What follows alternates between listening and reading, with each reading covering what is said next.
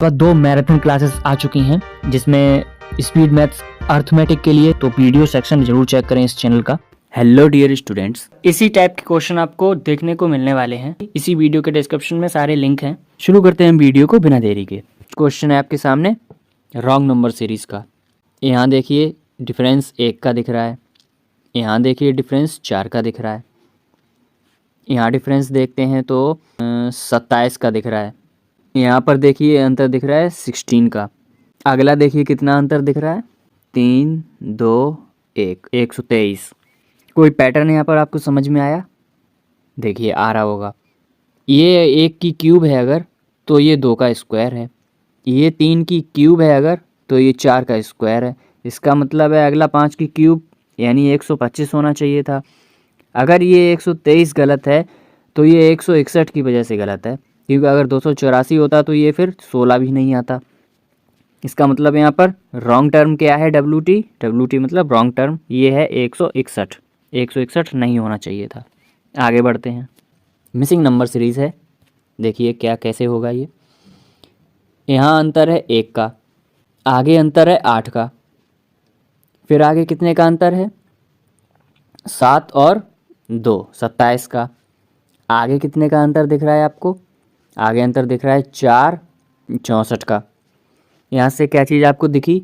ये 1 की क्यूब है, ये 2 की क्यूब है, ये 3 की क्यूब है, ये 4 की क्यूब है, आगे 5 की क्यूब, यानी कि आगे आएगा तो 125। लेकिन यहाँ बात गौर करने वाली ये है, पहले माइनस हुआ है, फिर प्लस हुआ है, फिर माइनस हुआ है, फिर प्लस हुआ है, अब माइनस होगा, यानी कि 125 में 125 माइनस होगा, तो ये क्वेश्चन मार्क है, इसकी जगह आएगा 0। इसमें देखिए क्या बोला गया है। ये तो सिंपल है, देखते ही कर लेनी चाहिए आपको 5 सेकंड के अंदर। देखिए multiply 2 multiply 2 multiply 2, next multiply 2, तो 56 दूनी 112 होता है, 1120 आएगा। अगर इसका हम डबल करते हैं तो 2240 मिलना चाहिए, जो कि मिल रहा है, यानी सही है। आंसर आएगा 1120। क्वेश्चन है आपके सामने क्वाड्रेटिक इक्वेशन का। सबसे पहले साइन आपको पता होनी चाहिए, माइनस प्लस है तो ये प्लस प्लस बनेंगे, बाई में प्लस माइनस है तो ये माइनस प्लस बनेगा। 124 के फैक्टर करते हैं। सबसे पहले 124 कैसे लिखेंगे? सबसे पहले 4 कॉमन लेते हैं हम, तो ये 30 बनाएगा। अब 31 आप जानते हैं ये होता है प्राइम नंबर, किसी से कटेगा तो है नहीं, यानी डायरेक्ट फैक्टर बने 31 और 4, 31 और 4। बाई के फैक्टर निकालते हैं 130, 130 के फैक्टर करने हैं, घटाने पर हमें 21 चाहिए, तो इसको हम लिखेंगे 13 और 5 गुणा 2 यानी 10। अब देखिए 26 में 5 माइनस करेंगे तो हमें 21 मिलेगा। 26 और 5 इसके फैक्टर बनेंगे। कंपेयर करते हैं तो 31 जो है प्लस का है, वो बाई के दोनों से बड़ा है। 4x का जो है वो बाई के 5 से छोटा है, यानी एक बार ग्रेटर है एक बार लेस है। आंसर इसका बनेगा CND। आगे बढ़ते हैं।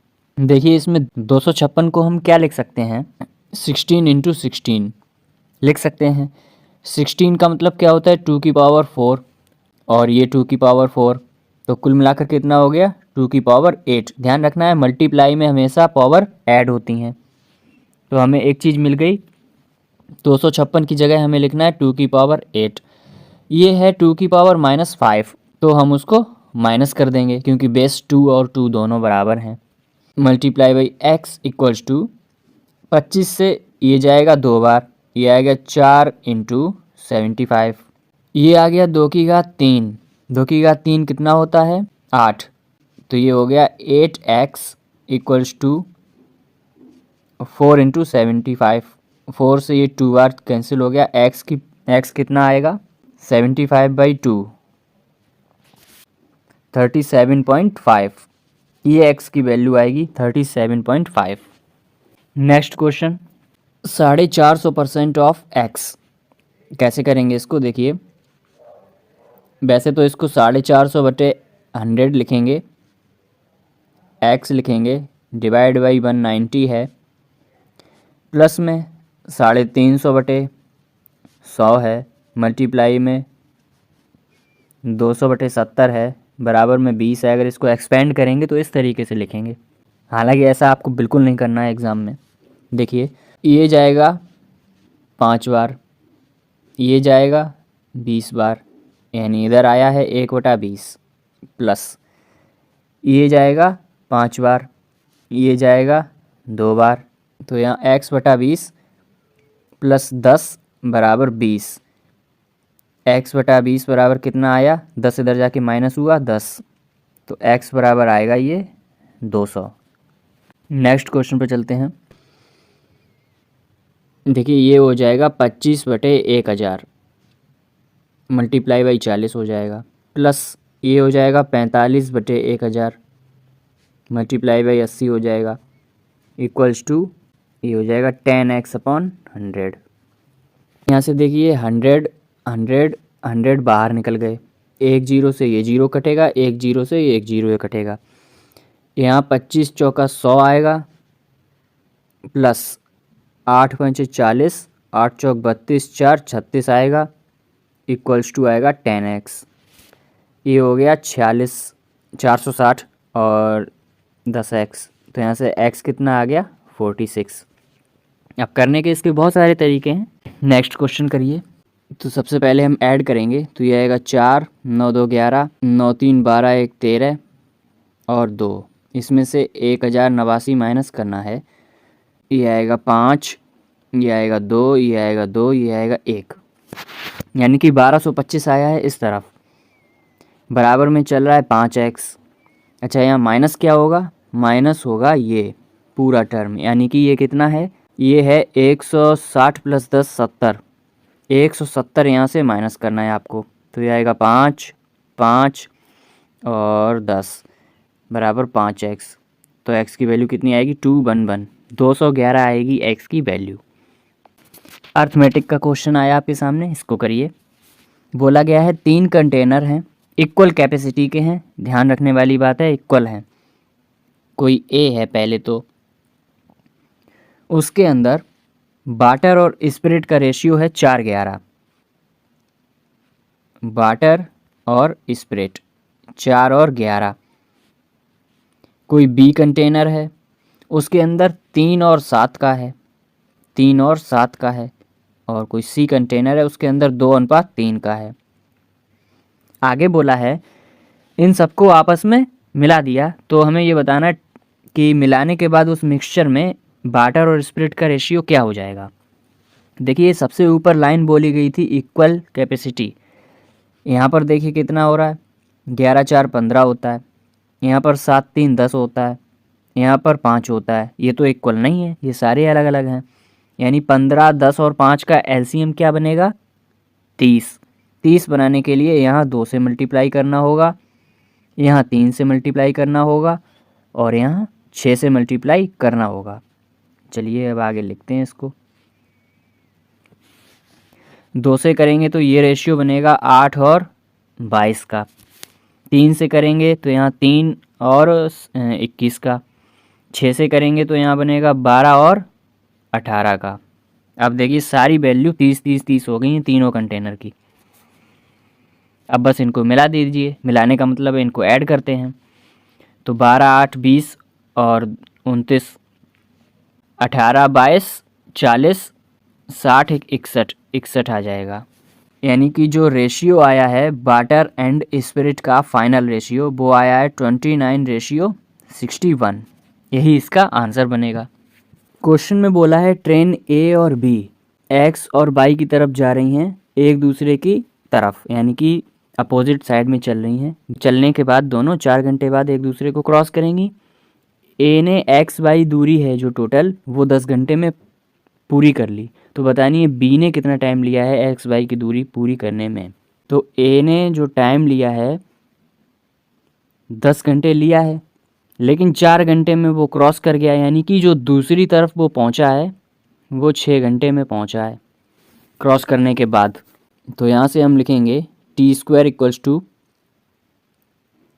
टी ए का टाइम मल्टीप्लाई टी बी का टाइम। t² कितना है 4 का स्क्वायर इक्वल्स टू ये होता है मीटिंग टाइम, इसका निकल कर आया है 6।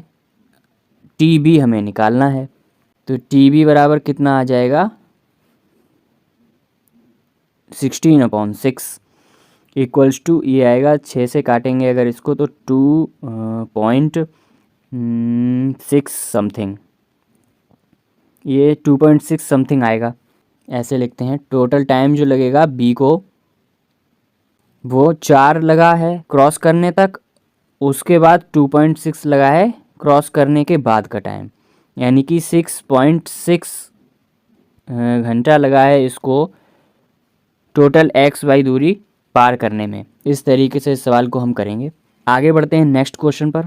अब ये बीच में हल्का सा सवाल आया है, इसको आप देखिए कैसे लगाएंगे, पॉज करके वीडियो लगाइए, उसके बाद मेरा मेथड देखिए मैं कैसे लगाता हूँ। किसी शॉपकीपर ने 20 रुपये प्रति किलोग्राम के हिसाब से नमक को बेचा है, जबकि उसकी कॉस्ट प्राइस 25 रुपये प्रति किलोग्राम थी, लेकिन उसने 1 किलोग्राम के वाट की जगह पर 800 ग्राम वजन यूज़ किया है। तो हमें बताना है कि प्रॉफिट या लॉस जो हो रहा है वो कितने % का हो रहा है शॉपकीपर को। देखिए एक मेथड होता है, ट्रू वैल्यू है उसको कंपेयर करते हैं ट्रू के साथ, फॉल्स वैल्यू है उसको कंपेयर करते हैं फॉल्स के साथ, और कुछ करना ही नहीं है इसमें, बस यही मेथड लगना है।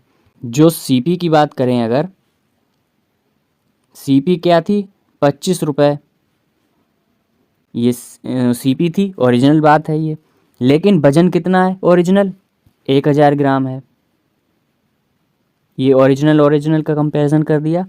अगर इसको हम डिवाइड करते हैं तो ये 1 रुपये की वैल्यू कितनी आएगी निकल कर, 25 से अगर इसको काटेंगे तो 40 बार जाएगा, 40 ग्राम। अब हम एसपी की अगर बात करें, यानी फॉल्स क्या थी कि उसने वो बता रहा है कि हमने 20 पे बेचा है, 20 रुपये प्रति किलोग्राम पे बेचा है, लेकिन वजन कितना यूज किया है 800 ग्राम यूज किया है। इसको जब हम सॉल्व करेंगे तो यहाँ से भी आएगा 1 रुपये की वैल्यू आएगी 40 ग्राम। यहाँ से हमें देखने को क्या मिल रहा है, सीपी और एसपी दोनों बराबर हैं, एसपी और सीपी दोनों बराबर हैं, इसका मतलब नो प्रॉफिट नो लॉस, ना ही प्रॉफिट हुआ है ना ही लॉस हुआ है इस पूरे लेन देन में। इस तरीके से इसको करेंगे, कोई फार्मूला नहीं है, सिर्फ ट्रू का वैल्यू का ट्रू के साथ कंपैरिजन, फॉल्स का फॉल्स के साथ कंपैरिजन। बाद में कमेंट में ज़रूर बताएं आप लोग कौन से क्वेश्चन का मेथड आपको सबसे अच्छा लगा, इसको करिए। इसमें बोला गया है कि प्रेजेंट टाइम में माता की उम्र अपने बेटे से 4 गुनी है, ये है प्रेजेंट मदर एंड सन, और 8 साल बाद की बात करी गई है। 8 साल में क्या हुआ है कि ये जो रेशियो है माँ बेटे का वो 16 और 5 बन जाता है। तो हम लिख लेते हैं कि प्रेजेंट में 4/1 है, बाद में ये 16/5 बन गया 8 साल बाद। इसमें पूछा है कि if x is square of the present age of son then the value of x+2।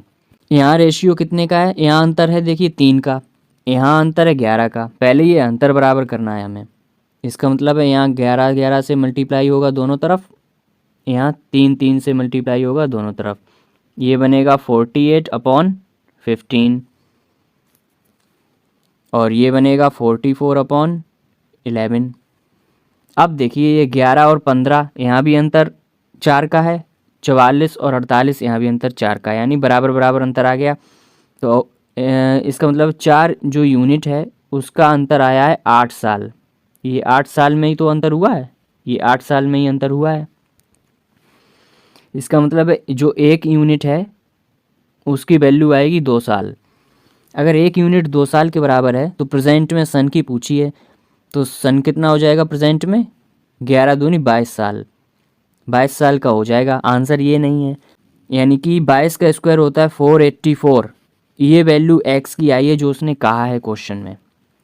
x is the square of the present age of son, present age 22 है, उसका स्क्वायर x है, यानी 484 है, उसमें 2 और जोड़ देना है, इसमें 2 और जोड़ देना है, यानी कि आंसर आएगा 486, ये आंसर आएगा। तो बताइए ये क्वेश्चन कैसा लगा आपको। आसान क्वेश्चन को बस सिर्फ एक ये लास्ट लाइन से घुमा दिया गया। नेक्स्ट क्वेश्चन पर चलते हैं। ये बहुत इंपॉर्टेंट, आज की क्लास का सबसे इम्पॉर्टेंट क्वेश्चन है ये, आप लोग लगाइए पॉज करके, उसके बाद सॉल्यूशन देखिए कि इसको कैसे लगाएंगे। इसमें बोला गया है जो CI है तीसरी साल का केवल, और CI है जो दूसरी साल का, X अमाउंट पर R% पर एनम की दर से दिया गया है, उनका रेशियो है तीसरी साल और दूसरी साल का 11/10, 11/10 है उनका रेशियो रेट का। X + 1500 रुपये पर 2 साल में CI मिल रहा है 1890 इसी रेट पर R% पर ही, तो हमें X की वैल्यू चाहिए। उम्मीद करता हूँ सवाल समझ में आया होगा। देखिए क्या बोला है सवाल ने, second year ratio third year. इसका रेशियो क्या है, पहले 3 साल है फिर 2 साल है, यानी 3 साल का 11 है, 11, यानी कि जो दूसरी और तीसरी साल का रेट का जो रेशियो है वो 10:11 है, यानी 10 पर 1 बढ़ गया अगली साल, 1 बढ़ा है 10 पर। इसका मतलब रेट क्या निकल कर आ रही है, रेट आ रही है निकल कर 10%। इतनी आसानी से रेट, अब देखिए मैंने निकाल लिया। इसको यहाँ पर लिख लेते हैं, रेट आ गई हमारी 10%। आगे बोला गया है X + 1500 रुपये पर इसी रेट पर 2 साल के लिए लगाया गया है। तो 10 का सक्सेसिव क्या होता है निकालना आता होगा, इस तरीके से हम निकालते हैं। ऐसे करके अगर हम निकालेंगे तो ये आएगा 21%। तो 2 साल का सक्सेसिव 10 का बनेगा 21%, याद कर लीजिए ये सब। तो इसका हमें 21% चाहिए। ये दिया कितना है, ये 1890 रुपये दिया है हमें पहले से ही, 1890 रुपये दिया है। इसको सॉल्व कर लेते हैं। 21 से ये जाएगा 9 टाइम्स, तो X + 1500 इसकी वैल्यू आएगी 9000। यहाँ से X की वैल्यू कितनी आएगी, 7500। X की वैल्यू यहाँ से सीधी सीधी निकल आई। अब मुझे नहीं पता आपने कैसे लगाया होगा, तो बताइए कमेंट में कैसा लगा ये मेथड।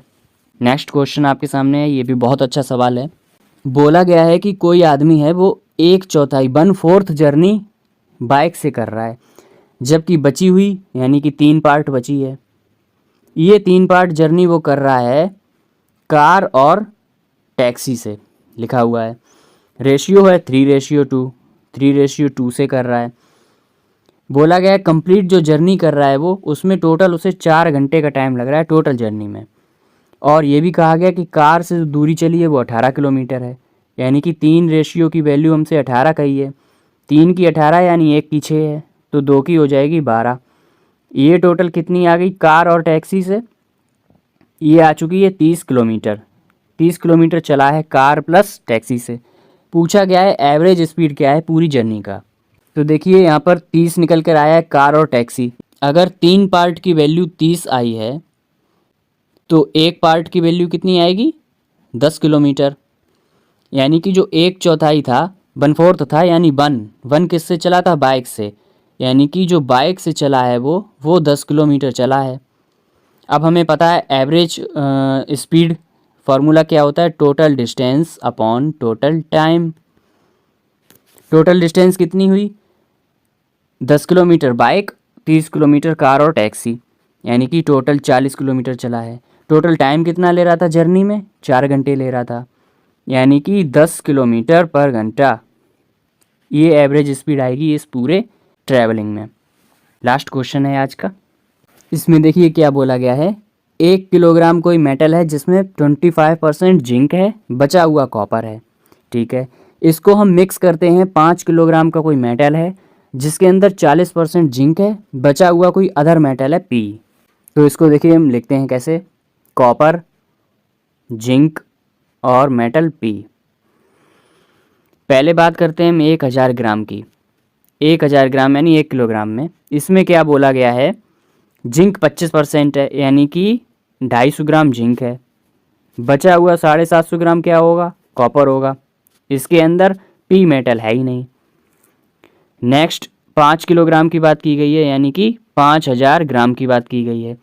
इसके अंदर क्या बोला गया है, 40% जिंक है, यानी कि 5000 का 40% निकालेंगे तो ये आएगा 2000। इसमें 2000 जिंक है। इसके अंदर कॉपर नहीं है, कोई पी एलिमेंट है, यानी इसमें कॉपर 0 है। बचा हुआ 3000 वो पी है। इन सबको ऐड करते हैं क्योंकि फाइनल हमसे पूछा है, तो ये आएगा 750:2250:3000। इसको जब हम कट करेंगे 25 से इसको कट करते हैं, ये जाएगा 3, ये जाएगा 9 और ये जाएगा 12, यानी कि 1:3:4। ये रेशियो निकल कर आएगा फाइनल किसके अंदर। अब जो भी सीक्वेंस दिया है उसमें लगा सकते हैं आप, zinc, copper, metal. Zinc, copper और मेटल पी। तो जिंक कितना आया हमारे हिसाब से 3, कॉपर कितना आया हमारे हिसाब से 1 और पी मेटल कितना आया 4। ये रेशियो निकल कर आएगा। इस तरीके से इसको हम करेंगे। तैयारी करते रहें, ध्यान रखें अपना, सपोर्ट करें। बाय।